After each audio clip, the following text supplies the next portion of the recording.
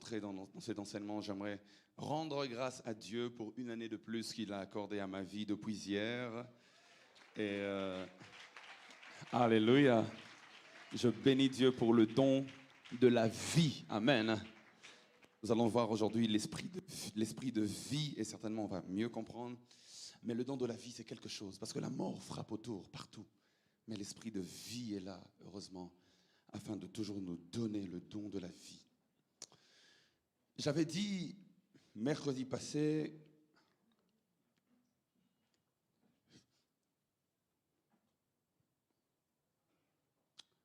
que, pour ceux qui n'étaient pas là, je vais faire rapidement en 2-3 minutes un petit récapitulatif, mais surtout je vais redonner le plan du cours, le plan de l'enseignement, désolé, le plan de notre enseignement de tous les mercredis de ce mois.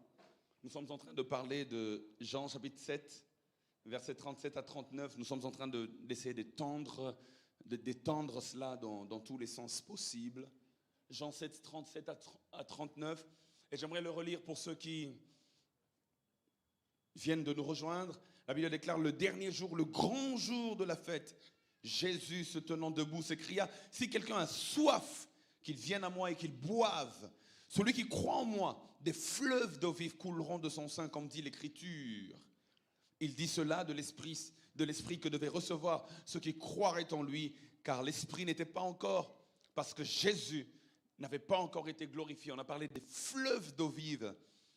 Des fleuves d'eau vive. Et j'aimerais juste faire une petite correction à la technique, juste pour leur dire que fleuve d'eau vive, fleuve c'est au pluriel, mais eau vive c'est au singulier. C'est pas beaucoup d'eau, c'est une seule eau vive, mais qui a plusieurs fleuves. Donc nous allons expliquer ça mercredi prochain. Nous avons dit donc mercredi passé que nous sommes revenus mercredi passé sur les généralités sur le Saint-Esprit. Nous avons parlé du Saint-Esprit selon Jean et Luc. On n'a pas parlé de Paul, on va revenir. Nous allons parler du processus de la sanctification de l'Esprit. Et c'était cela notre point final. Aujourd'hui, mercredi 9 juin, nous allons parler de ce qu'on appelle les différents titres de l'Esprit de Dieu dans les épîtres. C'est ça qu'on avait prévu pour aujourd'hui. Les différents titres de l'Esprit de Dieu dans les épîtres. Pourquoi seulement dans les épîtres ? Parce qu'il me semble que dans les évangiles, on a souvent parlé des titres de l'Esprit de Dieu dans les évangiles, mais dans les épîtres, j'ai comme l'impression que certains titres que j'ai vus en lisant les Écritures sont quelque peu négligés. Alors j'ai voulu revenir sur ces titres-là et donner l'information qu'il faut par rapport à cela dans chaque contexte. Mercredi prochain, le 16 juin, je dirais que nous allions parler des fleuves d'eau vive à proprement parler. Et je pense que l'enseignement central, l'enseignement principal de cette série, c'est mercredi prochain, où nous allons parler vraiment des fleuves d'eau vive en long et en large. Et le 23 juin, nous reviendrons sur 3 réalités du Saint-Esprit, si Dieu nous prête vie, 3 dimensions de l'Esprit Saint, selon Paul. Le 23 juin, l'onction, le sceau et les arts. 3 dimensions importantes. Et enfin, nous finirons par quelques aspects négligés le 30 juin du rôle de l'Esprit dans nos vies. Donc aujourd'hui, nous parlons des titres du Saint-Esprit dans les épîtres. Pour ceux qui écrivent, je vais vous dicter les textes, nous allons les noter. Romains 1,4. Romains 1,4, c'est le premier texte qu'on va voir. Enfin, c'est l'un des textes qu'on va exploiter. Peut-être pas le premier, mais l'un des textes. Romains 1,4. Le deuxième texte que j'aimerais que nous puissions noter, c'est Romains 8,2. Romains 8,2. Romains 8,2. Le troisième, toujours dans Romains et toujours dans le chapitre 8, nous allons lire le verset 15. Romains 8,15. Romains 8,15. Le quatrième texte de base, c'est-à-dire lorsque je parle de titre, c'est-à-dire si vous ouvrez dans les passages que je donne, vous verrez un titre de l'Esprit directement. On verra d'autres textes connexes ou annexes si vous voulez, mais ce que je donne, c'est les textes de base. Éphésiens chapitre 1, verset 13. Éphésiens 1, 13. Je pense que c'est là qu'on parle de l'esprit d'adoption. Nous reviendrons dessus ce soir. Hébreux chapitre 9, verset 14. Hébreux 9, 14. Lorsqu'il y a un titre particulier. Et puis Hébreux 10, 29. J'ai beaucoup aimé Hébreux 10, 29. En parlant de l'Esprit de Dieu, l'un des titres qu'on donne, c'est Esprit éternel. Hébreux 10, 29. Et lorsque j'ai lu dans le contexte, j'ai dit waouh, merci Saint-Esprit. Et enfin, 1 Pierre chapitre 4, verset 14. 1 Pierre chapitre 4, verset 14. Frères et sœurs, ce soir, j'aimerais commencer en disant que tous ces titres de l'esprit nous donnent au fait des fonctions de l'esprit. Mais le premier texte que j'aimerais qu'on lise n'a rien à voir avec l'esprit ou les titres de l'esprit. J'aimerais juste revenir sur la réalité importante d'une fonction comparativement à un titre. Actes chapitre 1, verset 8. Dans Actes 1, 8, vous trouverez mon introduction peut-être un peu bizarre, mais je sais où je nous emmène. Dans Actes chapitre 1, 8, il est écrit, mais vous recevrez une puissance, le Saint-Esprit survenant sur vous, et vous serez mes témoins à Jérusalem, dans toute la Judée, dans la Samarie, et jusqu'aux extrémités de la terre. Lorsque vous lisez le livre des Actes des Apôtres, l'écrivain Luc, un homme intelligent, versé dans les Écritures et surtout un scientifique avéré. J'ai fait une étude ici même dans un des mercredis en 2016, si je ne me trompe pas, sur Luc, où je parlais de Luc et où je nous disais justement il y a 5 ans que Luc avait plusieurs casquettes. Luc était historien, Luc était médecin, mais Luc était aussi peintre et Luc faisait des dessins. Et il y a plusieurs des dessins de Luc, si vous allez dans le siège même des catholiques à Rome, là où le pape même vit, il y a plusieurs tableaux qui datent de l'époque de Luc et qui sont donnés à Luc. Parce que Luc était pluriel, il avait plusieurs casquettes. Mais Luc était surtout intelligent et organisé. Et Luc dit, ici dans Acte 1.8, il donne le plan de toute sa... J'allais dire sa lettre, mais de tout son écrit dans les Actes des Apôtres. Il dit au fait que je vous parlerai des débuts de l'Église à Jérusalem. Et puis il dit dans toute la Judée, dans la Samarie et jusqu'aux extrémités de la terre. Mais la raison pour laquelle je vous en parle, c'est parce que lorsque vous parlez des Actes des Apôtres, on dit que 2 personnages sortent du lot. Et c'est vrai, il y a Pierre au début du livre de Luc. Et puis il y a Paul qui prend le relais, surtout vers le milieu, jusque vers la fin du livre de Luc. Mais lorsque vous regardez, j'ai comme l'impression qu'une analyse un peu plus approfondie nous montre que dans chaque coin qu'il cite, il y a un acteur principal. Évidemment, il y a plusieurs acteurs secondaires, mais il y a un acteur principal. Il dit donc, je vous parlerai de ce que l'Église a commencé à faire à Jérusalem. Et puis il dit, à Jérusalem, vous verrez un acteur principal à Jérusalem. Et puis lui-même, il fait l'effort de ressortir un acteur principal. Évidemment, vous savez, c'est Pierre. Et il dit jusqu'à Judée, en Samarie. Et puis il dit jusqu'aux extrémités de la terre. Lorsqu'il parle de jusqu'aux extrémités de la terre, nous savons justement que c'est Paul, dans Acte 13. L'Esprit met à part Paul et Barnabas pour l'œuvre à laquelle ils sont appelés et ils s'en vont jusque dans les extrémités de la terre afin d'apporter justement l'évangile. Mais il y a une partie intermédiaire. La partie intermédiaire, c'est lorsqu'il dit dans la Samarie. Et lorsque je lis les Actes des Apôtres, il y a un acteur principal en Samarie mais qui est parfois négligé. Et aujourd'hui, en commençant, j'aimerais commencer par lui parce qu'il me donne une leçon importante qui se marie avec mon sous-thème d'aujourd'hui. Et qui me permettra de faire comme une transition et d'entrer dans la matière de ce soir. Cet acteur principal en Samarie s'appelle Philippe. Je me souviens, en plusieurs années en arrière, je pense, si je ne me trompe pas, vers 2007 ou 2008, le pasteur Trésor Fambouami, une fois à Bandal, dans une des maisons, nous étions allés rassembler beaucoup de jeunes. C'est lui qui enseignait et il parlait de Philippe. Alors, j'ai beaucoup aimé cet enseignement. Et j'ai découvert, sur base de l'enseignement donné et sur base des recherches faites, que Philippe a une vie extraordinaire. Et Philippe, c'est quelqu'un qui est mesuré, quelqu'un qui sait se contenter, quelqu'un qui ne sait pas brûler les étapes, et quelqu'un qui est profond, quelqu'un qui est spirituel, un homme de puissance, un homme de feu. Philippe, un homme merveilleux. L'une des premières informations qu'on a sur Philippe, c'est dans Actes chapitre 6, versets 1 à 6. La Bible le présente comme diacre. En ce temps-là, le nombre de disciples augmentant, les hellénistes murmurèrent contre les Hébreux parce que leurs veuves étaient négligées dans la distribution qui se faisait chaque jour. Les 12 convoquèrent la multitude des disciples et dirent, il n'est pas convenable que nous laissions la parole de Dieu pour servir aux tables. C'est pourquoi, frères, choisissez parmi vous 7 hommes de qui l'on rende un bon témoignage, qui soit plein d'Esprit Saint et de sagesse, et que nous chargerons de cet emploi. Et nous continuerons à nous appliquer à la prière et au ministère de la parole. Cette proposition plut à toute l'assemblée. Ils élurent un Étienne, homme plein de foi et d'Esprit Saint. 2, Philippe. 3, Procore. 4, Nicanor. 5, Timon. 6, Parménas et Nicolas, prosélyte d'Antioche. Philippe, c'est là que la première mention de lui dans les Actes des Apôtres du moins est enregistrée. Et on nous le présente comme diacre. Et on dit que le rôle qu'il avait comme diacre, c'est de servir aux tables. Le rôle de Philippe comme diacre, c'était de servir aux tables. Philippe n'était pas appelé, lorsque vous lisez dans le contexte, à s'appliquer à la prière et au ministère de la parole. Apparemment, ils ont réservé cela aux 12, et puis ils en choisiront d'autres qui serviront socialement, qui se donneront la tâche de distribuer équitablement les pains aux hellénistes et aux autres. C'était ça son rôle, un rôle social.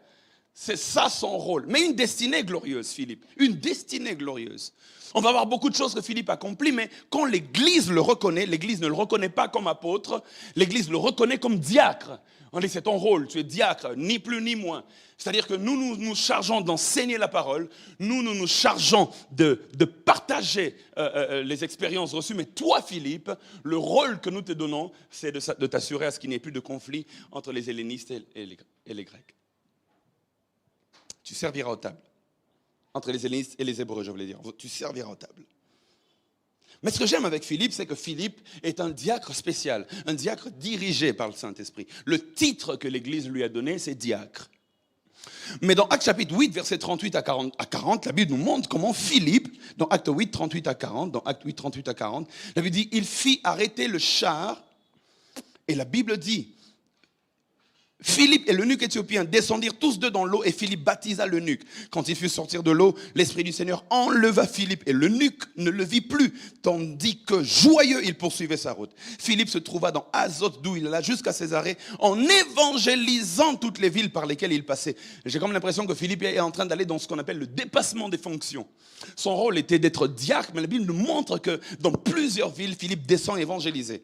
Je suis allé un peu trop vite en besogne. Dans Actes chapitre 8, verset 5, si nous rentrons un tout petit peu au verset 5, au verset 6, la Bible dit, Philippe était descendu dans la ville de Samarie. Voilà, acteur principal en Samarie. Philippe, il est pour Jérusalem, il est pour Samarie, pardon, ce que Pierre était pour Jérusalem et ce que Paul était pour les extrémités de la terre. Philippe était descendu dans la ville de Samarie et il y prêcha le Christ. La Bible déclare, les foules tout entières étaient attentives à ce que disait Philippe lorsqu'elles apprirent et virent les miracles qu'il faisait. Le même Philippe, il ne s'est pas arrêté à son titre, mais dans ses fonctions sur terrain, on pouvait voir qu'au-delà du titre qu'on lui a donné, cet homme a quelque chose de spécial. Et ce qui m'étonne, moi, c'est dans Actes chapitre 21, verset 8. Le même Luc qui a écrit Acte 6 et qui a appelé Philippe diacre. Dans Acte 21, verset 8, la Bible déclare que nous partîmes le lendemain et nous arrivâmes à Césarée. Étant entrés dans la maison de Philippe, l'évangéliste, qui était l'un des 7, nous logeâmes chez lui. Ici, Luc ne le présente plus comme diacre. Il dit simplement que dans son passé, il était l'un des 7 diacres. Mais il dit, nous arrivâmes dans la maison de Philippe l'évangéliste. Mais qu'est-ce qui s'est passé pour qu'il soit passé de Philippe le diacre à Philippe l'évangéliste? Ce qui s'est passé, c'est que Philippe ne s'est pas arrêté sur son titre. Parce que le titre n'est pas plus important que la fonction. Lorsque la fonction d'évangéliste a été observée par les apôtres, elle dit, cet homme a évangélisé toute la Samarie et toute la ville a été gagnée à Jésus. Cet homme, des miracles s'opèrent cet homme a été même enlevé. C'est la seule personne que j'ai vue dans les Écritures, enlevé d'une ville à une autre. C'est un peu comme si nous sommes ici à Kinshasa. À Kinshasa, et je suis en train de prêcher ici à Philadelphie, à Gombe. Et puis, pendant que je prêche, le Saint-Esprit m'enlève. C'est-à-dire vous ne me voyez plus. Non pas que je suis allé au ciel, non pas que Jésus est revenu, mais il me téléporte pour une autre ville. Au même moment, je débarque à Boma. Au même instant, Philippe a vécu des choses extraordinaires. Et lorsqu'ils ont vu ça, ils ont dit, oh, non, cet homme n'est pas que diacre, cet homme, c'est l'évangéliste Philippe. J'aimerais dire à quelqu'un dans mon introduction de ce soir, le titre n'est pas plus important que la fonction. Et quand la fonction fait ses preuves, le titre approprié finit toujours par arriver. C'est pourquoi lorsque je parle des titres du Saint-Esprit, ne vous arrêtez pas au nom. Lorsque je parle des titres du Saint-Esprit, je veux dire que dans chaque titre, il y a une fonction. Ce que je veux dire, c'est qu'il y a un fonctionnement de l'Esprit. Il y a une opération de l'Esprit. Frères et sœurs, on parle du Saint-Esprit et parfois, je lisais un livre sur le Saint-Esprit. L'auteur du livre, le titre de son livre, c'était « Le Dieu inconnu ». Et il parle de l'Esprit comme le Dieu inconnu. Il dit évidemment, nous savons qu'il y a trois personnes en Dieu. Il y a le Père, il y a le Fils, il y a l'Esprit. On connaît bien le Père, on connaît bien le Fils, mais celui que le Fils nous a laissé, celui avec qui on est tous les jours, celui par qui le Fils habite en nous, on ne le connaît pas. Le Dieu inconnu, le Saint-Esprit. Et je me suis rendu compte qu'une autre manière de vous faire comprendre les fleuves d'eau vive, l'Esprit de Dieu, c'est par les titres qui sont donnés à l'Esprit de Dieu. Et dans chaque contexte, il y a des vérités, il y a des vérités exceptionnelles. Je suis convaincu ce soir que quelqu'un va être béni. Comme moi-même, j'ai été béni en préparant ce message. Frères et sœurs, la première fonction, le premier titre dont j'aimerais parler ce soir, et je m'arrête seulement sur les épîtres, ce premier titre dont j'aimerais parler ce soir, c'est ce qu'on appelle Esprit de la promesse. Esprit de la promesse. Lorsqu'on parle de Saint-Esprit, on ne parle pas de lui que comme Saint-Esprit. Lorsqu'on parle de Saint-Esprit, on ne parle pas de lui que comme Esprit de Dieu. Lorsqu'on parle de Saint-Esprit, il y a un titre que Paul lui donne. C'est Paul qui lui donne ce titre. Il dit l'Esprit là dont je parle, c'est l'Esprit de la promesse. Et on voit ça dans Galates chapitre 3, verset 14. Galates 3, 14. Galates 3, 14. Le Saint-Esprit, c'est qui? Le Saint-Esprit, c'est l'Esprit de la promesse. Et qu'est-ce que ça veut dire? Il dit, afin que la bénédiction d'Abraham eut pour les païens son accomplissement en Jésus-Christ, et que nous ressuscions par la foi l'Esprit de la promesse. D'autres versions disent, et que nous ressuscions par la foi l'Esprit qui avait été promis, l'Esprit de la promesse. Mais pourquoi il parle de lui comme l'Esprit de la promesse? Ou alors la vraie question qu'on doit se poser ce soir, c'est quand est-ce que la promesse avait été faite, que l'Esprit viendrait? Parce que s'il est l'Esprit de la promesse, il veut dire que l'Esprit, avant d'être une réalité, était une promesse. Mais quand est-ce que la promesse a été faite? Dans les Écritures, j'ai vu 2 endroits où la promesse a été faite et je me suis intéressé à aller dans le contexte de cette promesse. Et il y a un texte que notre Père a exploité dans une série qu'il donnait, si je ne me trompe pas, c'était sur la série sur les traces de Christ, la première séance, ou alors la série d'avant. Et j'ai beaucoup aimé ce texte qu'il avait donné. Ce jour-là, lorsqu'il a donné, je l'ai capté, j'ai dit waouh, ça m'avait beaucoup béni, tellement béni que je reviens sur ce texte ce soir. Mais avant de donner ce texte-là, et je vous dirai c'est quel texte que je donne, mais avant de donner ce texte-là, j'aimerais donner 2 autres textes qui appuient cette pensée. Ézéchiel, chapitre 36, verset 27. Ézéchiel, chapitre 36, verset 27. Ézéchiel, chapitre 36, verset 27. Écoutez bien la promesse qui est faite. La promesse qui est faite. Oh Seigneur, la promesse qui est faite. Ézéchiel 36, 27, il est écrit, le temps de me retrouver, je commence même par le verset 26. Il est écrit, je vous donnerai un cœur nouveau. Et je mettrai en vous un esprit nouveau. Voilà, c'est la promesse. Je mettrai en vous un esprit nouveau. J'ôterai de votre corps le cœur de pierre et je vous donnerai un cœur de chair. Verset 27. Je mettrai mon esprit en vous. Voilà. Je ne l'ai pas encore fait, je le ferai. Je vous promets que je le ferai. C'est ça qu'on dit l'esprit de la promesse, c'est de là que ça vient. Il dit, je mettrai mon esprit en vous. En sorte que vous suiviez mes ordonnances. Le but pour lequel je mets mon esprit en vous, c'est pour que vous suiviez mes ordonnances. Et que vous observiez et pratiquiez mes lois. Ézéchiel 36, 26 à 27. Je me suis rendu compte que ce passage a son jumeau dans la Bible. Toujours dans le livre d'Ézéchiel. Ézéchiel chapitre 18, versets 30 à 31. Ézéchiel 18, 30 à 31. Ça dit presque la même chose. Ézéchiel 18, 30 à 31. Il est écrit, 30 à 31, il est écrit, c'est pourquoi je vous jugerai selon vos voies, maison d'Israël, dit le Seigneur l'Éternel. Il dit, revenez et détournez-vous de toutes vos transgressions, afin que l'iniquité ne cause pas votre ruine. Verset 31, il dit, rejetez loin de vous toutes les transgressions par lesquelles vous avez péché. Écoutez la partie B du verset 31. Faites-vous un cœur nouveau et un esprit nouveau. Pourquoi mourriez-vous, maison d'Israël? Il parle de cœur nouveau et d'esprit nouveau. De la même manière que dans quelques chapitres plus tard, il parle aussi de cœur nouveau et d'esprit nouveau. Mais il y a une différence entre les deux. La différence entre les deux est fondamentale. La différence entre Ézéchiel 18 et Ézéchiel 36 est fondamentale. La différence entre les deux, c'est la différence même qu'il y a entre l'ancienne et la nouvelle alliance. Même si les deux textes sont des textes de l'ancienne alliance, mais le chapitre 36, c'est un regard vers l'avant. Le chapitre 36, c'est une prophétie sur ce qui va se passer à la nouvelle alliance. Alors que le chapitre 18, même quoi qu'il parle de la même réalité, est vraiment dans la logique de l'ancienne alliance. Frères et sœurs, au chapitre 18, Dieu est en train de leur dire, faites-vous un cœur nouveau. Il dit, faites-vous un esprit nouveau. C'est ça la différence.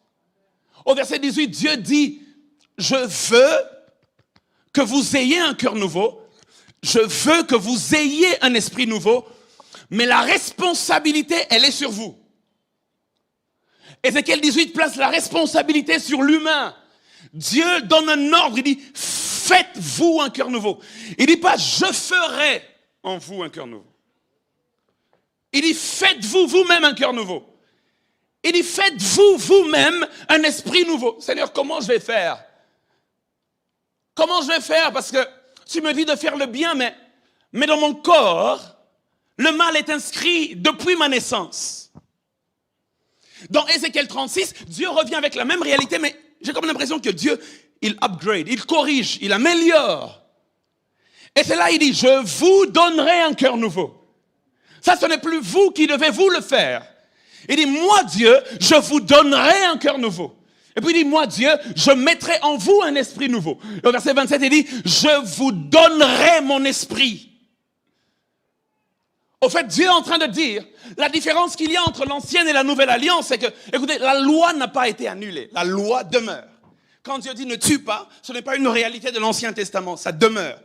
Quand Dieu dit tu ne commettras pas d'adultère, ce n'est pas une réalité de l'Ancien Testament seulement, ça demeure. Jésus n'est pas venu abolir, mais il est venu accomplir. La différence, c'est que dans l'Ancienne Alliance, Dieu donne des lois et la responsabilité du changement est placée sur l'homme.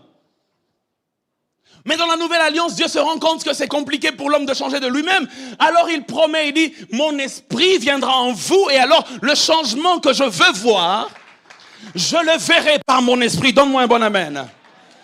Et c'est là que j'arrive dans le texte que papa nous a donné il y a quelque temps. Dans Ézéchiel chapitre 2, versets 1 à 2. Quel texte!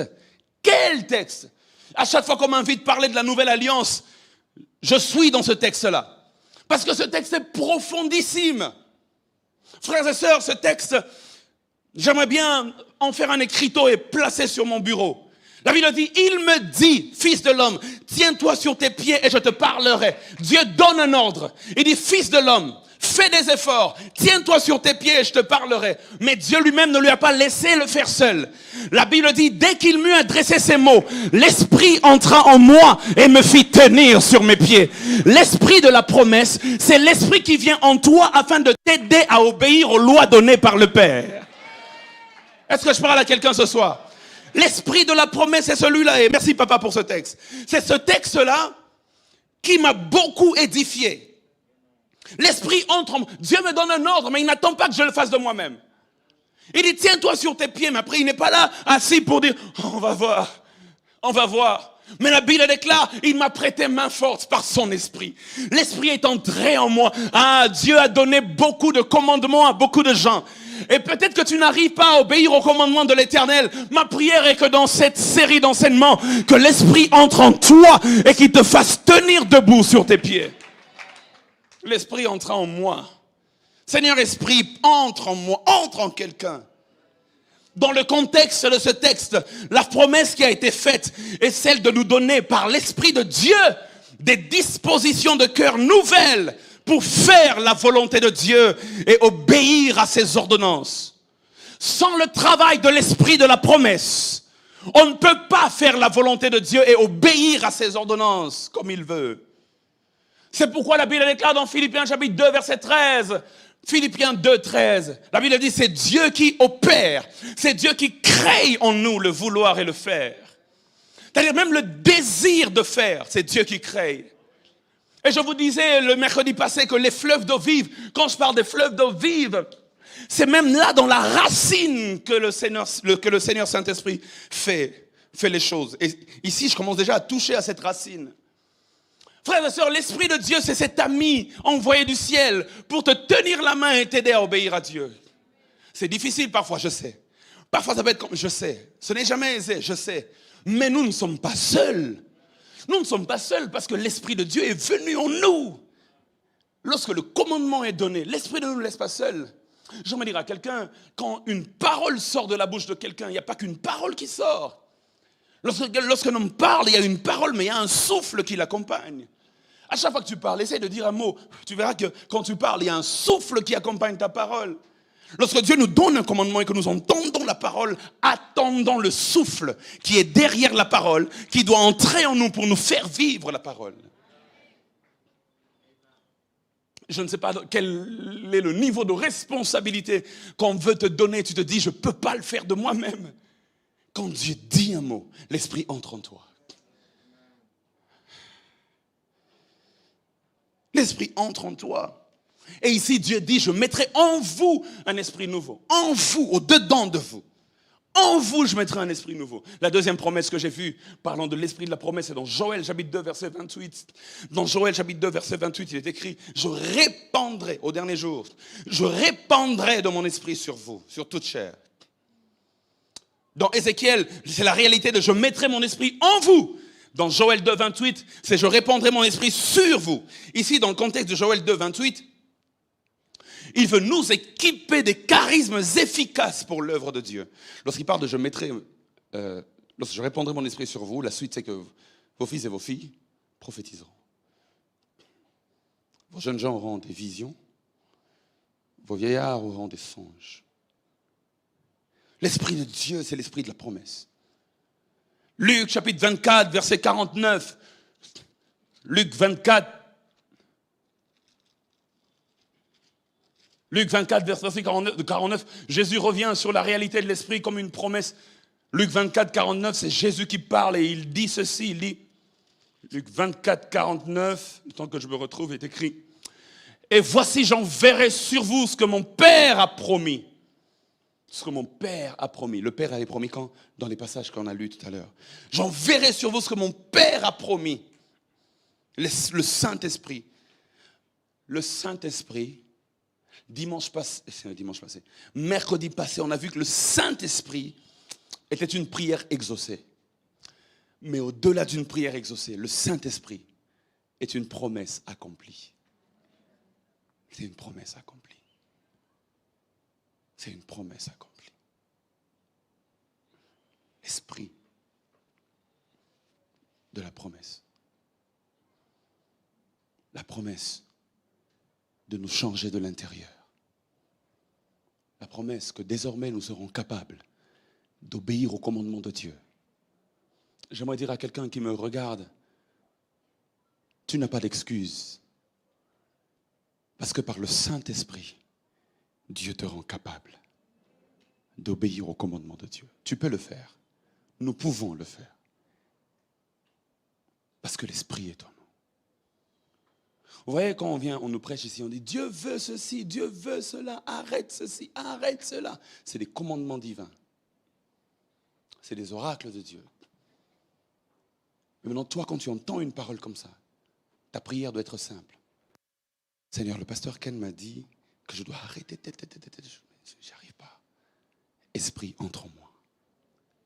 Aide-moi. Et quand l'Esprit entre en toi, tu le fais. Tu le fais. Alléluia. Si Dieu nous fait grâce et qu'avant, dans les 10 dernières minutes, si le temps ne va pas trop vite, on va demander à l'Esprit d'entrer en nous. Par rapport à quelque chose que tu as du mal à faire, tu vas dire, Esprit, entre en moi, fais-le. Tu es déjà en moi, active-toi, fais-le. Le deuxième titre de l'Esprit pour ce soir, que j'aimerais nous partager, c'est l'Esprit de grâce. Esprit de grâce. Et ça c'est dans Hébreux chapitre 10, versets 28 à 29. Ah, j'ai beaucoup aimé l'Esprit de grâce. La Bible dit, dans Hébreux 10, 28 à 29, celui qui a violé la loi de Moïse meurt sans miséricorde sur la déposition de 2 ou de 3 témoins. Verset 29, Hébreux 10. De quel pire châtiment pensez-vous que sera jugé digne celui qui aura foulé aux pieds le Fils de Dieu, qui aura tenu pour profane le sang de l'alliance par lequel il a été sanctifié et qui aura outragé l'esprit de la grâce. L'esprit de la grâce. Comme chaque texte en général, la plupart des textes du Nouveau Testament donnent écho au texte de l'Ancien Testament, j'aimerais qu'on rentre dans l'Ancien Testament, dans Zacharie chapitre 12, verset 10. Zacharie chapitre 12, verset 10, il est écrit ceci.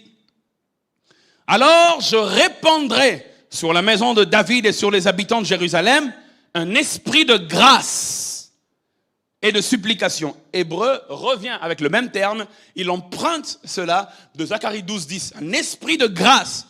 Et ils tourneront les regards vers moi, celui qu'ils ont percé. Ils pleureront sur lui comme on pleure sur un fils unique. Ils pleureront amèrement sur lui comme on pleure sur un premier-né.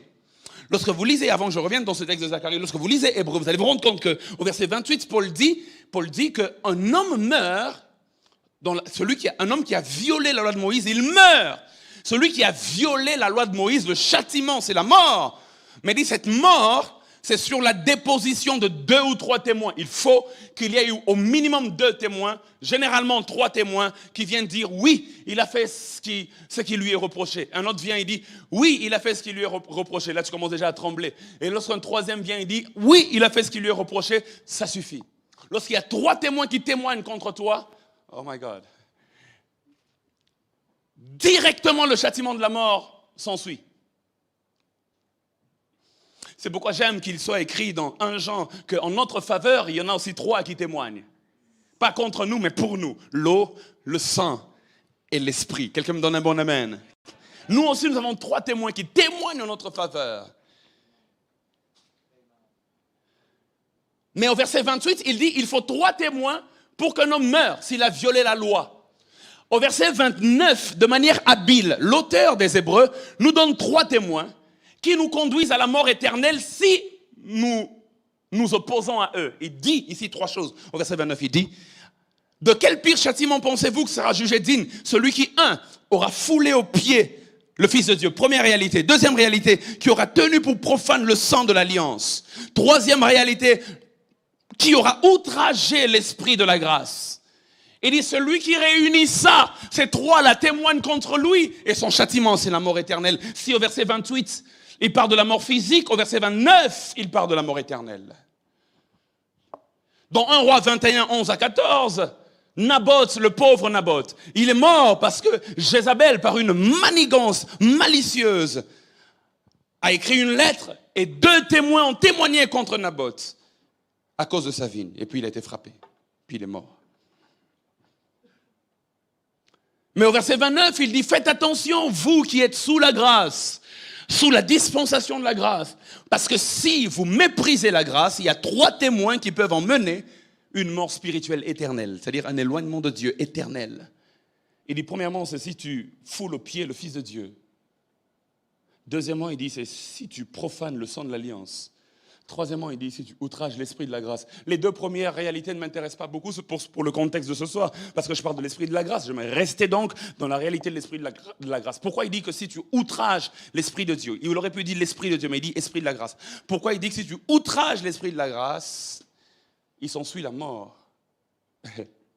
Il s'ensuit la mort parce que l'esprit de la grâce a 3 fonctions. Lorsque le Saint-Esprit agit dans la dimension d'esprit de la grâce, il a 3 fonctions. La première fonction, c'est qu'il donne à l'homme la grâce de se repentir. Se repentir est une grâce qui vient de l'Esprit. Et c'est là que Zacharie nous est très utile. Zacharie le dit de manière claire. Il dit, je répandrai un esprit de grâce. Et qu'est-ce qui se passera? Et ils tourneront les regards vers moi qu'ils ont percé. Ils pleureront sur lui comme on pleure sur un fils unique. Ils pleureront amèrement comme on pleure sur un premier-né. Il dit, eux qui m'avaient rejeté, eux qui s'étaient détournés de moi. Mais quand je répands l'esprit de grâce, ils pleurent leurs péchés. Ils se repentent, ils tournent leur regard vers moi. L'esprit de la grâce, lorsqu'il descend, la première des choses, c'est qu'il nous emmène à la repentance. Il n'y a pas de salut sans cette repentance. C'est pourquoi quiconque outrage l'esprit de la grâce ne reçoit pas l'aide pour la repentance. Et s'il ne reçoit pas l'aide pour la repentance, il ne peut pas être sauvé. Mort éternelle, spirituelle, mort d'âge en âge. La deuxième fonction de l'esprit de la grâce, c'est qu'il communique la force nécessaire à la sanctification. Quelqu'un ici, à la fin, va implorer l'esprit de la grâce.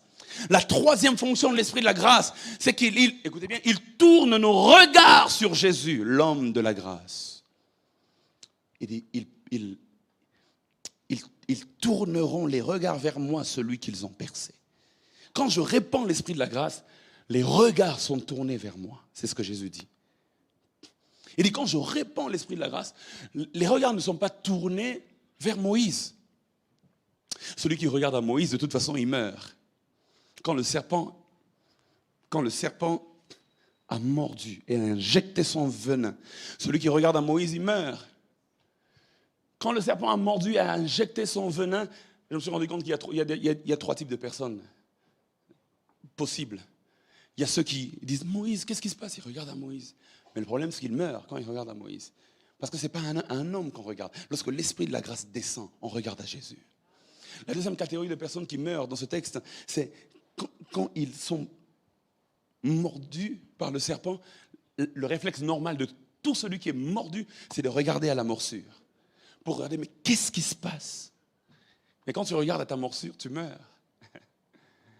J'aimerais dire à quelqu'un aujourd'hui, beaucoup de gens meurent parce qu'ils regardent à leur plaie tout le temps. Et on m'a blessé, on m'a fait ceci. Ça n'emmène pas le salut, ça n'emmène pas la vie. Mais c'est celui qui regarde au serpent des reins qui a la vie.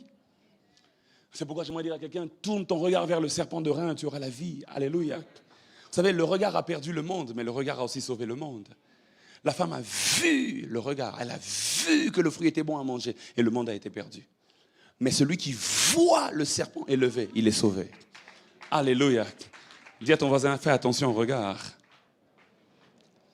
Le regard peut te sauver ou te perdre. L'esprit de la grâce, lorsqu'il est répandu, il fixe nos regards sur Jésus. Il fixe nos regards sur Jésus. Oh, si seulement nous pouvons parler de l'homme de la grâce, l'esprit de la grâce sera répandu et nos églises seront remplies d'hommes et de femmes qui fixent leur regard sur Jésus et non sur Gucci. Alléluia. Alléluia. Et non sur autre chose, mais sur Jésus-Christ. Alléluia, sur Jésus-Christ. Il m'est arrivé d'aller dans des églises où l'homme de Dieu est comme un gourou. C'est bien, parce qu'il y a une dimension de l'honneur qui est due aux serviteurs de Dieu. Mais ça peut devenir aussi dangereux, parce que ça peut tendre vers l'idolâtrie. Il faut juste un équilibre. Mais le plus important, le rôle que nous avons, c'est de dire aux gens de regarder à Jésus.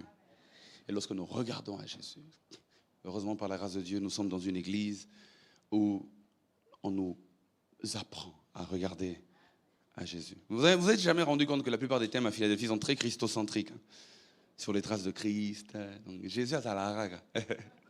Regardons à Jésus. Amen. Hein? L'esprit de la grâce fixe nos regards sur Jésus, l'homme de la grâce. Je vais parler de l'esprit de gloire, troisièmement. Et je vais le balayer rapidement parce que j'aimerais entrer dans l'esprit éternel. Je vais rester un moment sur l'esprit éternel. Esprit de gloire, c'est dans 1 Pierre, chapitre 4, verset 14. 1 Pierre, chapitre 4, verset 14. 1 Pierre 4, verset 14, la Bible déclare, 1 Pierre 4, 14, il est écrit, si vous êtes outragés pour le nom de Christ, vous êtes heureux, parce que l'esprit de gloire, l'esprit de Dieu repose sur vous. L'esprit de gloire repose sur vous. Je vais juste vous donner deux choses que l'esprit de gloire fait. Et vous pouvez lire le contexte. Et quand je parle de contexte, vous pouvez commencer au minimum au verset 12 et vous pouvez aller au maximum jusqu'au verset 16. Donc de 12 à 16. On n'a lu que 14, mais vous pouvez lire de 12 à 16 pour être dans le contexte. Vous allez vous rendre compte de ces deux choses que je dis. Premièrement, l'esprit de gloire nous donne la force d'endurer les épreuves. Lorsque le Saint-Esprit veut se manifester à quelqu'un comme une force pour endurer les épreuves, il active le côté esprit de gloire. Esprit de gloire. Pourquoi? Parce qu'il fixe ton regard sur la récompense de la gloire. Il dit, ne regarde pas tes épreuves. Les épreuves sont difficiles. C'est pourquoi Paul disait dans Romains 8, j'estime par ailleurs que les souffrances du temps présent ne sont pas à comparer à la gloire qui sera manifestée. Les souffrances, c'est maintenant. La gloire, c'est futur. Mais l'Esprit de Dieu vient maintenant pour lever nos yeux, afin de ne pas regarder aux souffrances de maintenant, mais à regarder à la gloire future. C'est-à-dire au fait que l'épreuve est là, mais je n'abandonne pas la foi. C'est-à-dire l'épreuve est là, mais je ne trahirai pas la race des élus.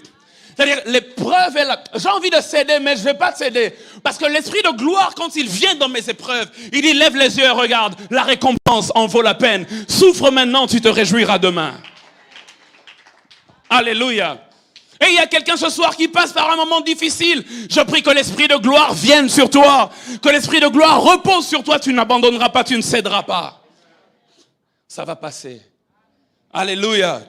C'est pourquoi dans 1 Pierre 4, verset 13, il dit, réjouissez-vous au contraire de la part que vous avez aux souffrances de Christ, afin que vous soyez aussi dans la joie et dans l'allégresse lorsque sa gloire apparaîtra. Réjouissez-vous des souffrances. Comment je peux me réjouir des souffrances? Je souffre. Tu me dis de me réjouir. Ça n'a pas de sens. Lorsqu'on souffre, on doit être triste. Tu me dis de me réjouir, ça n'a pas de sens. Il dit, réjouissez-vous. Pourquoi? À la fin du verset, il dit, lorsque sa gloire apparaîtra. Au fait, il fixe tes yeux, non pas sur ça. Le sujet de ma joie, ce n'est pas ce que je vis maintenant.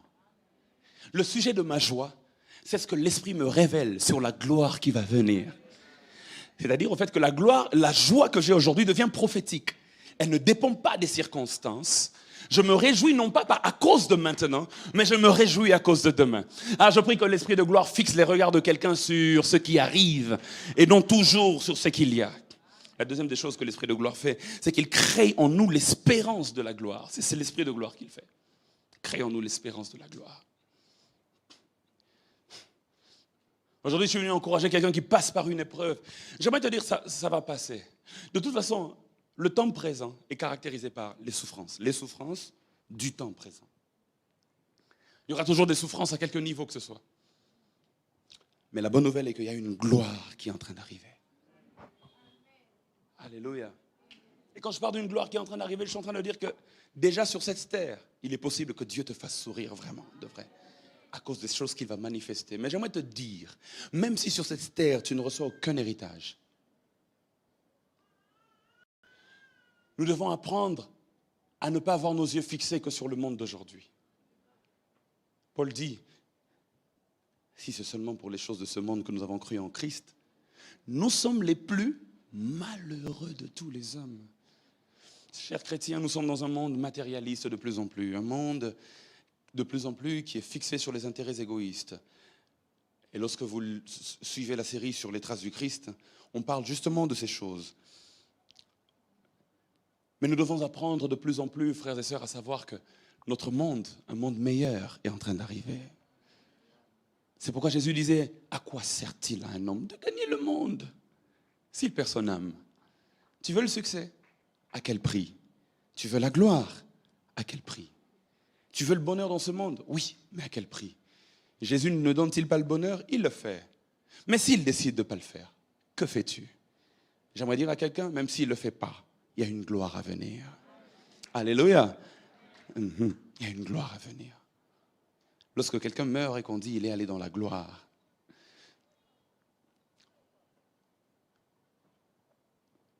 si cet homme avait Jésus, évidemment il est allé dans la gloire. Parce qu'il y a une gloire à venir.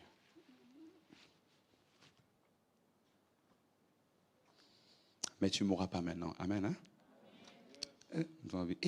Ça va, ce moment matin, quelqu'un meurt. Je te rassure, ça ira. J'aimerais, normalement dans l'ordre de ce que je vais dire, ça devait être le dernier point, mais je sens que je dois le dire maintenant. Esprit éternel. Esprit éternel. Oh Seigneur, donne-moi les mots qu'il faut. Esprit éternel. Hébreux, chapitre 9, verset 14. Non, c'est tellement beau. Il est écrit ceci. Combien plus le sang de Christ, qui, par un esprit éternel, s'est offert lui-même sans tache à Dieu, purifiera-t-il votre conscience des œuvres mortes? Quand j'ai lu ce texte, il parle, l'auteur des Hébreux, peu importe qui c'était, il dit, le sang de Christ vous purifie de toute mauvaise conscience, des œuvres mortes, afin que vous serviez le Dieu vivant. Mais il dit que ce sang a été versé parce que Christ s'est offert. Il y a la notion de l'offrande dans ce texte. Il s'est offert lui-même sans tâche à Dieu. Ok, d'accord. C'est-à-dire l'agneau de Dieu, Jésus, s'est offert sans tâche à Dieu. Et c'est son sang qu'il a offert qui nous purifie de toute conscience des œuvres mortes. D'accord. L'agneau s'est offert. Et c'est ce sang qui nous purifie. Ok. 1 Pierre chapitre 1, verset 19 à 20. 1 Pierre 1, 19 à 20, qui est un texte d'appui à ma réflexion. 1 Pierre 1, 19 à 20. Il est écrit, mais par le sang précieux, on vient sur la même chose, par le sang précieux, comme d'un agneau sans défaut et sans tache, prédestiné avant la fondation du monde et manifesté à la fin des temps à cause de vous. Ok, Pierre est en train de nous ajouter une autre dimension au sacrifice de Christ. La dimension que Pierre ajoute, il dit, avant que ça ne se manifeste sur terre, c'était un projet avant la fondation du monde. Et il dit ici, que cet agneau s'est déjà offert, prédestiné avant la fondation du monde et manifesté, c'est-à-dire au fait le projet avant même que l'homme ne pêche, avant même que l'homme ne vienne sur terre, le projet de Dieu était que son fils, l'agneau de Dieu, allait mourir, verser son sang pour le salut des hommes. Le projet est là. Et puis le monde commence. Le monde commence. Adam vit bien. Ève vit bien. Et puis après, ils pêchent. Les deux pêchent. Quand les deux pêchent, la mort entre. Quand la mort entre, alors le projet de Dieu, qui existe déjà, parce que les projets de Dieu n'ont pas commencé dans le temps, depuis l'éternité. Le projet de Dieu qui existe déjà doit maintenant prendre sens sur terre. Dieu attend que les temps soient accomplis. Les prophètes viennent, se succèdent. Et puis, au moment opportun, le temps est accompli. Il faut que Christ meure. C'est là maintenant que l'auteur des Hébreux nous ajoute une dimension. Il dit, remarquez bien, quand Christ devait mourir, à un moment donné, il s'est dit quoi? Éloigne de moi cette coupe. Au fait, le projet qui avait déjà été fait, en ce moment-là, si le Père avait exaucé la prière du Fils, le projet n'aurait jamais eu lieu. Mais le Fils devait tenir bon. C'est pourquoi il dit, si le Fils s'est offert, Hébreux 10 dit, c'est par un esprit éternel. Au fait, c'est poussé par un esprit éternel. C'est-à-dire, à un moment donné, l'esprit éternel, qui est l'esprit de Dieu, a dû se manifester dans le Fils pour que le projet de mourir ne puisse pas partir en vain. L'esprit éternel, c'est l'esprit qui prend des projets de l'éternité et qui vient sur toi afin que par toi, ces projets s'accomplissent dans le temps. J'aimerais dire à quelqu'un, le ciel est rempli de projets. Mais les projets du ciel s'accomplissent peu sur terre parce qu'on n'écoute pas l'esprit éternel. Mais quand quelqu'un a l'esprit éternel, comme la Bible dit, c'est par un esprit éternel qui s'est offert. C'est par l'esprit de Dieu, c'est poussé par l'esprit de Dieu qui s'est offert. L'esprit éternel ne t'emmènera jamais en dehors des projets éternels. Beaucoup de gens vivent sur terre par leurs propres projets. Ils font des choses qui ne compteront pas le jour où Jésus donnera des couronnes à ceux qui ont travaillé ici sur terre, où il récompensera les élus. Ils font des choses qui n'entrent pas dans leur cahier de charge. Mais quand tu es dépendant de l'Esprit éternel, il t'emmène toujours sur les terrains des projets éternels. J'aimerais dire à quelqu'un ce soir, si tu veux accomplir les desseins de Dieu dans ta génération, écoute l'Esprit éternel. L'Esprit éternel, c'est l'esprit de la destinée. C'est l'esprit qui vient en toi afin de te faire vivre la destinée de Dieu. Est-ce que dans ce que tu vis, tu es sûr que tu vis la destinée de Dieu? Il est possible que tu aies du succès dans ce que tu fais, mais est-ce que c'est le chemin que Dieu a tracé pour toi? Quand l'Esprit éternel entre en toi, les projets éternels s'accomplissent. J'aimerais déclarer sur quelqu'un, avant de donner un deuxième texte, j'aimerais déclarer sur quelqu'un au nom de Jésus-Christ, que les projets éternels de Dieu s'accompliront dans ta vie au nom de Jésus. Ça ne sera pas les projets de la tante, ça ne sera pas le projet de papa, ça ne sera pas le projet de maman, ça ne sera pas tes propres projets, mais je déclare que ça sera les projets de Dieu qui s'accompliront dans ta vie. Seuls les projets de Dieu s'accompliront. Et pour cela, même quand tu deviens faible et que tu veux aller en dehors du projet, l'Esprit éternel vient te ramener sur le chemin. L'Esprit éternel dit, tu devais t'offrir, il faut que tu puisses t'offrir. C'est par un Esprit éternel. Donc quand Jésus allait mourir sur la croix, ce qu'on ne voit pas, c'est que l'Esprit éternel, c'est lui qui le conduisait.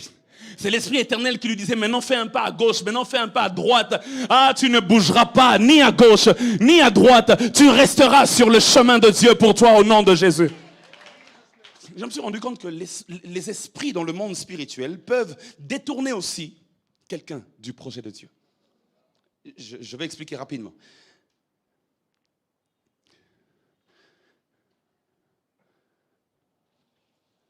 L'Esprit éternel entre dans l'éternité, prend les projets de Dieu afin de les faire vivre dans le temps. Maintenant, le ciel est rempli de projets. J'ai mis un texte, je ne vais pas trop commenter, mais j'aimerais qu'on lise. Jean 13. C'est un texte puissant.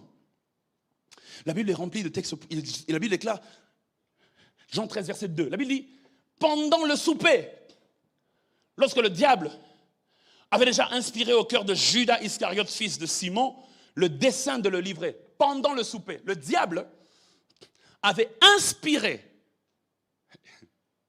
d'autres versions disent, avait mis dans le cœur de Judas la pensée de vendre Jésus. C'était juste un projet dans le cœur. Juste un projet dans le cœur. Mais vous savez que c'était une prophétie. Que depuis l'éternité, il était écrit que l'un d'entre eux allait le trahir. L'un de ses disciples. Mais ça serait qui? On ne savait pas. La prophétie n'avait pas donné de nom. J'ai toujours pensé que ça aurait pu être n'importe qui. Mais quelque chose se passe. Ici, Satan trouve une brèche dans le cœur de Judas. Il met dans le cœur de Judas, sûrement à cause des faiblesses de Judas, parce qu'il était, la Bible dit dans plusieurs autres textes de la Bible qu'il était voleur. Il volait dans la caisse de Jésus. C'est-à-dire, il y a une faiblesse. La faiblesse emmenait une pensée. La pensée, c'est que si je le vends, comme j'aime l'argent, je gagnerai beaucoup plus. C'est ça la pensée. Et la pensée vient. Et c'est Satan qui inspire cette pensée. La Bible est claire. Pendant le souper, lorsque le diable avait déjà inspiré au cœur de Judas Iscariote, fils de Simon, le dessein de le livrer. Maintenant, regardez ce qui se passe au verset 18. La Bible déclare, Jésus commence à parler, il dit, ce n'est pas de vous que je parle. Je connais ceux que j'ai choisis. Mais il faut que l'écriture s'accomplisse, il faut que le projet s'accomplisse. Celui qui mange avec moi le pain a levé son talon contre moi. Dès à présent, je vous le dis, avant que la chose arrive, afin que lorsqu'elle arrivera, vous croyez à ce que je suis. En vérité, je vous le dis, celui qui reçoit celui que j'aurai envoyé me reçoit. Et celui qui me reçoit celui que j'ai envoyé. Ayant ainsi parlé, Jésus fut troublé en son esprit. Et il dit expressément, en vérité, je vous le dis, l'un de vous ici me livrera. Les disciples commencent à se regarder, les uns les autres, ne sachant de qui il parlait. Un des disciples, celui que Jésus aimait, était couché sur le sein de Jésus. Simon-Pierre lui fit signe de demander qui était celui dont Jésus parlait. Ce disciple s'étant penché sur la poitrine de Jésus lui dit, Seigneur, qui est-ce? Verset 26, Jésus répondit, c'est celui à qui je donnerai le morceau trempé. La Bible déclare, quelque chose de spirituel se passe. Et ayant trempé le morceau, il le donna à Judas, fils de Simon l'Iscariote. Dès que le morceau fut donné, Satan entra dans Judas. Et Jésus lui dit, ce que tu fais, fais-le promptement. Donne-moi un bon amen, je vais expliquer un truc rapidement. Le projet est là, il faut que quelqu'un le vende. La brèche s'ouvre. Judas a dans son cœur la pensée de vendre Jésus. Satan profite de la brèche. Un esprit méchant, Satan, entre dans Judas afin de le faire accomplir les projets qui étaient tracés. Ça aurait pu être Judas, ça aurait pu être quelqu'un d'autre. Mais j'ai comme l'impression que le monde spirituel est rempli d'esprits porteurs de projets.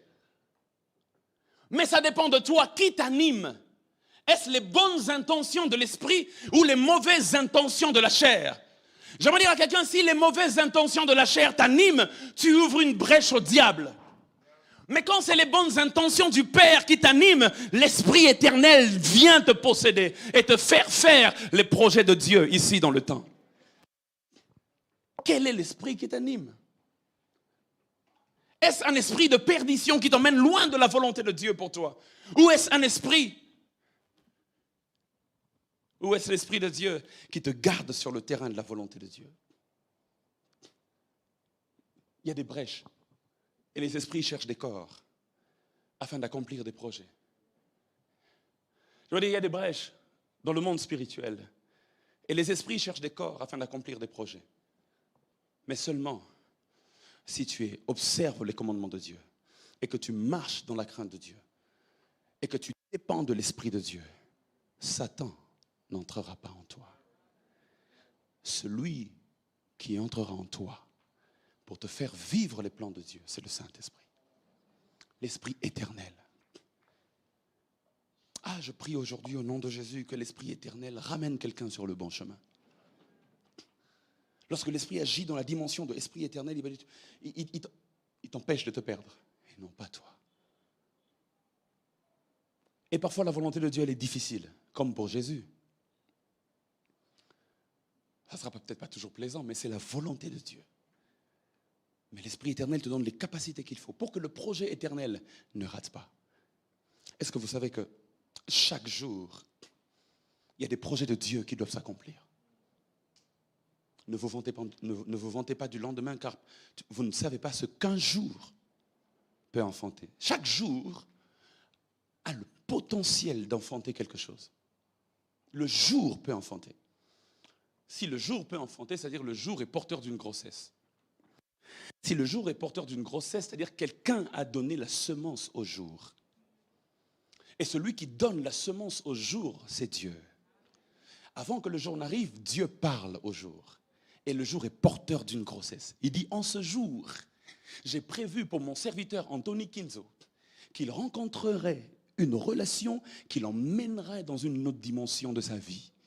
En ce jour, j'ai prévu pour mon serviteur qu'il passerait, qu'il ferait quelque chose. Chaque jour est porteur d'un projet. Dieu féconde le jour avant que le jour n'arrive.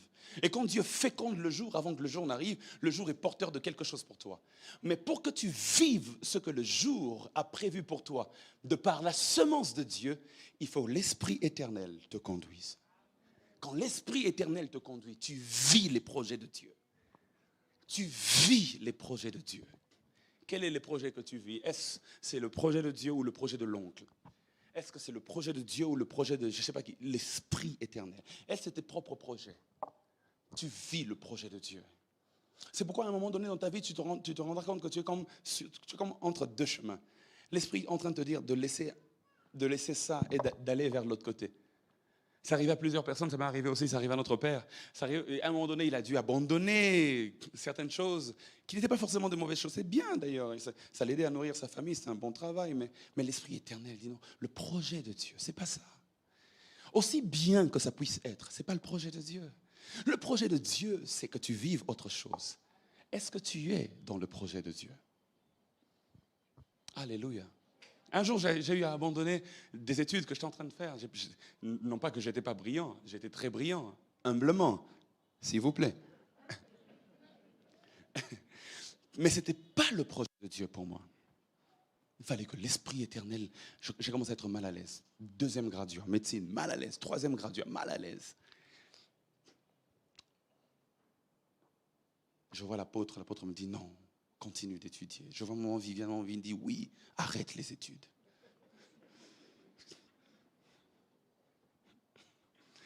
Mon père biologique ne voulait rien entendre. Tu continueras.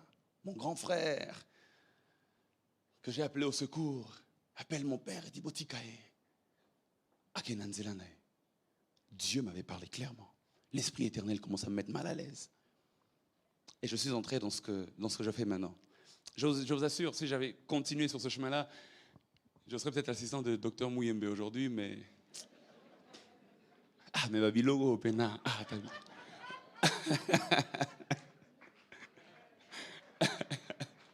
Alléluia. C'est-à-dire, l'Esprit éternel, il ne veut pas que tu rates les projets de Dieu pour toi. Je prie que tu ne le rates pas au nom de Jésus. Et si jusque-là tu étais en retard, je prie que rapidement tu entres dans ce que Dieu veut pour toi au nom de Jésus.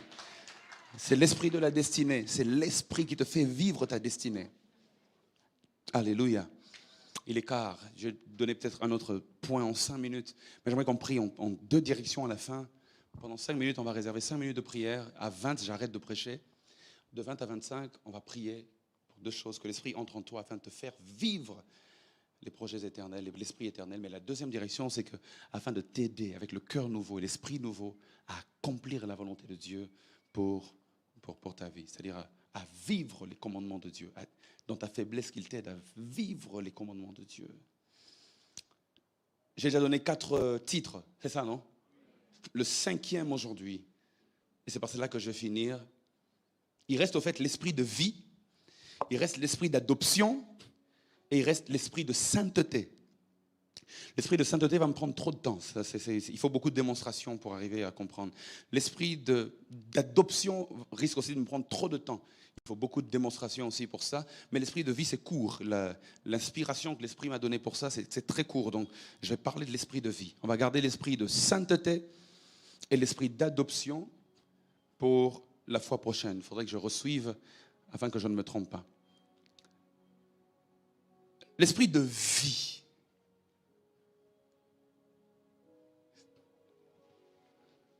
Dans Romains chapitre 8, verset 2, Paul parle de l'esprit de vie. Et il dit, esprit de vie, Romains 8, 2, il dit, en effet, la loi de l'esprit de vie en Jésus-Christ m'a affranchi de la loi du péché et de la mort. Quelqu'un dit Amen. La loi de l'esprit de vie. Il y a 2 lois dont Paul est en train de nous parler. 2 lois que Paul nous révèle. Il y a la loi du péché et de la mort, la loi du péché qui emmène à la mort. Et puis il y a la loi de l'esprit de vie. Et là, il appelle l'esprit, il aurait pu dire la loi du Saint-Esprit. Non, c'est pas ce qu'il dit. Il dit la loi de l'esprit de vie. Il donne un titre particulier parce qu'il veut nous enseigner une fonction particulière. La loi de l'esprit de vie. Dans 2 Corinthiens, chapitre 3, verset 6, il est écrit, 2 Corinthiens 3, 6, il est écrit, il nous a aussi rendus capables d'être ministres d'une nouvelle alliance, non de la lettre, mais de l'esprit. Car la loi tue, mais l'esprit vivifie. Donc l'esprit est porteur de vie, l'esprit donne la vie, l'esprit vivifie. Il dit la loi, elle tue. Donc la loi emmène à la mort, mais l'esprit emmène à la vie. Donc il y a la loi du péché qui emmène à la mort, il y a la loi de l'esprit. La loi tue, l'esprit vivifie.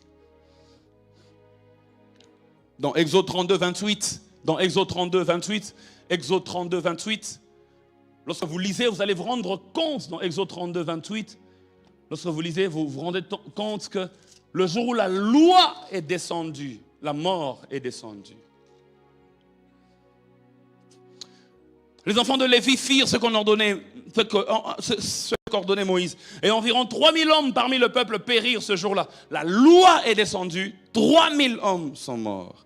Mais le jour où l'Esprit est descendu, dans Acte 2, 41, il est écrit que 3000 âmes ont été sauvées. Amen. Ce que la loi a tué, l'Esprit a rendu. La loi tue, mais l'Esprit vivifie. Lorsqu'on parle de l'Esprit de vie, on veut dire ceci. L'Esprit de Dieu brise les condamnations du péché.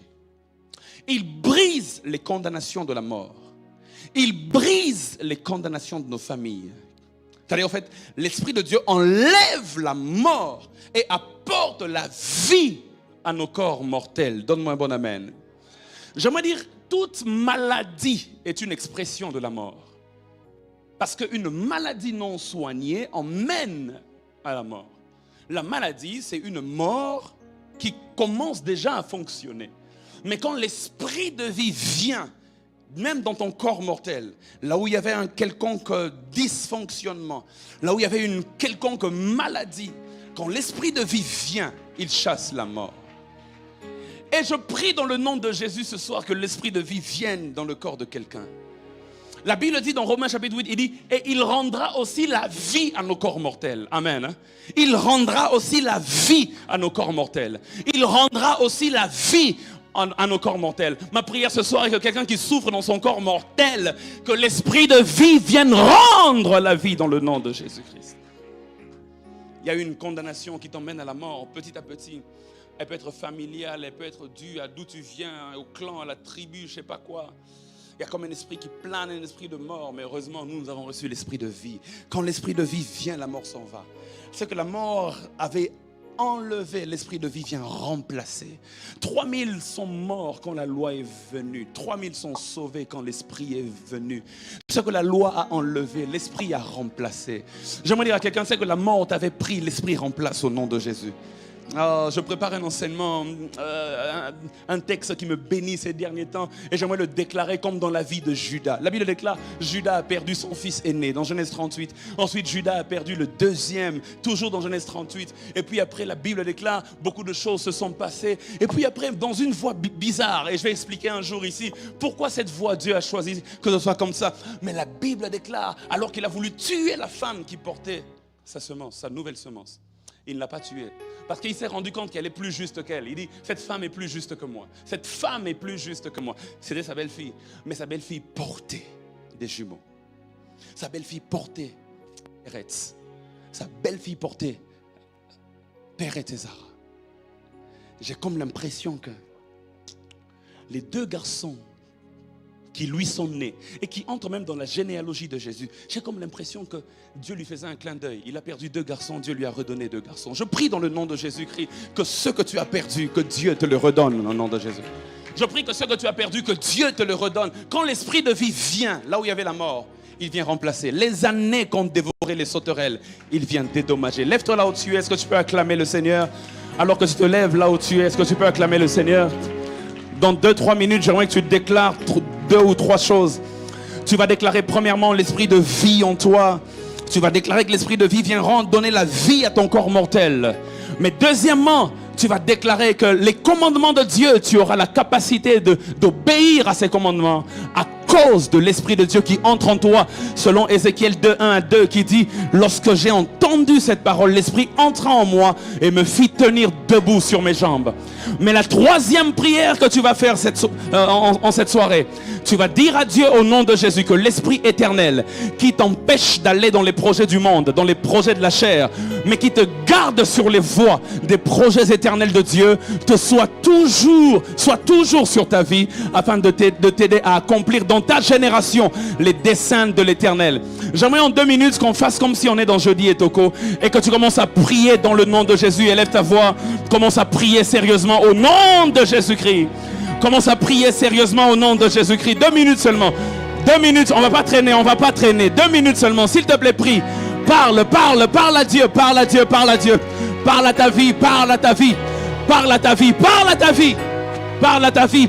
vie.